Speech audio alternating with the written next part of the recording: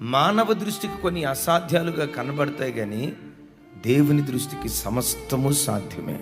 నీ జీవితంలో ఏది నీకు అసాధ్యంగా కనబడుతుందో, ఇక ఇంతే నా బ్రతుకు, నా తలరాత, ఇది నా కర్మ, నేను ఇలా అనుభవించాలని దేవుడు నాకు రాసిపెట్టి ఉంచాడేమో, బ్రతుకు కాలమంతా ఈ రోగంతోనే, బ్రతుకు కాలమంతా ఈ అసమాధానంతోనే, బ్రతుకు కాలమంతా ఈ దుఃఖంతోనే, బ్రతుకు కాలమంతా ఈ ఏడ్పుతోనే నా జీవితం ముగించబడాలని, ఒకవేళ నా జీవితంలో దేవుడు ఇలా రాసి పెట్టాడేమో, నా పరిస్థితులు మారో, నా జీవితం ఇంతే, ఇక అసాధ్యం అని ఏవి అసాధ్యం అనుకుంటున్నావో, ఓ దైవజనుడిగా నా చెయ్యెత్తి మిమ్మల్ని ఆశీర్వదిస్తున్నాను.